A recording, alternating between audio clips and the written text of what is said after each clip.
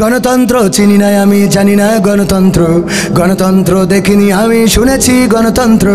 গণতন্ত্র চিনি না আমি, জানি না গণতন্ত্র, গণতন্ত্র দেখিনি আমি, শুনেছি গণতন্ত্র। শুনেছিলাম আমি বাংলাদেশে গণতান্ত্রিক রাজা, যখন যারে মনে চেয়েছে ধরে দিয়েছে সাজা। শুনেছিলাম আমরা বাংলাদেশে গণতান্ত্রিক রাজা, যখন যারে মনে চেয়েছে ধরে দিয়েছে সাজা। কাউকে দিয়েছে ফাঁসির দণ্ড, রেখেছে আয়না ঘরে, কাউকে আবার লাশ বানিয়ে ভাসিয়েছে সাগরে। করেছে এসব কিসের জোরে, ছিল কি দাদার মন্ত্র? কেমন গণতন্ত্র ছিল, কেমন গণতন্ত্র, গণতন্ত্রের আড়ালে ছিল দাদার ষড়যন্ত্র। কেমন গণতন্ত্র ছিল, কেমন গণতন্ত্র, গণতন্ত্রের আড়ালে ছিল মোদির ষড়যন্ত্র। শুনেছি আগে নির্বাচনে লাগতো টাকার নোট, দেখেছি আমরা ভোট করিতে লাগেনি কোন ভোট। শুনেছি আগে নির্বাচনে লাগতো টাকার নোট, দেখেছি আমরা ভোট করিতে লাগেনি কোন ভোট। ভোটের আগে পাশ হয়েছে মন্ত্রী মিনিস্টার, লাগেনি মিছিল, লাগেনি মিটিং, লাগেনি তো পোস্টার।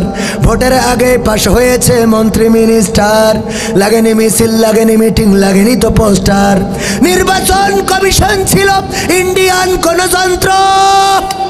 কেমন গণতন্ত্র ছিল, কেমন গণতন্ত্র, গণতন্ত্রের আড়ালে ছিল রয়ের ষড়যন্ত্র। কেমন গণতন্ত্র ছিল, কেমন গণতন্ত্র, গণতন্ত্রের আড়ালে ছিল মোদির ষড়যন্ত্র। বিরোধী দল যারা সংসদে ছিল তারা ছিল পোষা ময়না, দেশ চলে পুড়ে হয়েছিল ছাই, তবুও তো কিছু কই না। বিরোধী দল যারা সংসদে ছিল তারা ছিল পোষা ময়না, দেশ চলে পুড়ে হয়েছিল ছাই, তবুও তো কিছু কই না।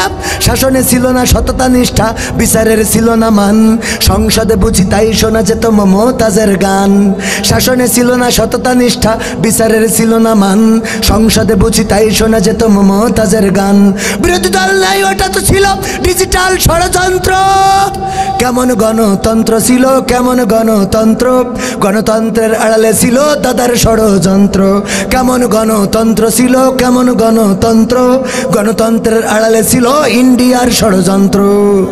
নায়েবে রাসূল কোরআনের পাখি বলতো মানুষ যারে, 13টি বছর সেই মানুষের রেখেছিল কারাগারে।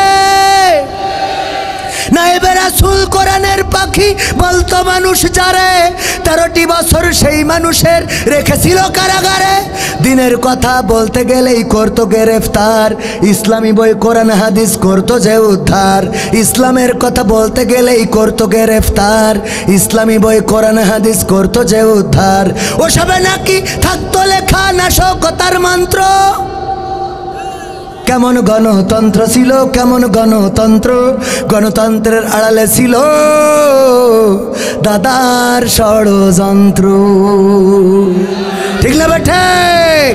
সুতরাং আগামীতে আর এই দেশে ষড়যন্ত্র করে পার পাওয়া যাবে না, কারণ বাংলাদেশের মানুষ সচেতন হয়েছে। তারা বুঝেছিল আমরা স্বাধীনতা পেয়েছি কিন্তু দাদাদের থেকে মুক্ত হতে পারি নাই। দাদার দেশের প্রোডাক্ট দাদার দেশে চলে গেছে। আগামীর বাংলাদেশ দাড়ি টুপির বাংলাদেশ। দেখা হবে আবার ইনশাআল্লাহ। আমার কথায় ভুল থাকলে আমার অজ্ঞতা মূর্খতা ক্ষমা করুন। আমার প্রিয় ভাই এম হাসিবুর রহমান, আমার প্রিয় ভালোবাসার মানুষ। এই বছর এখনও কোনো স্টেজে একসাথে হওয়া হয়নি।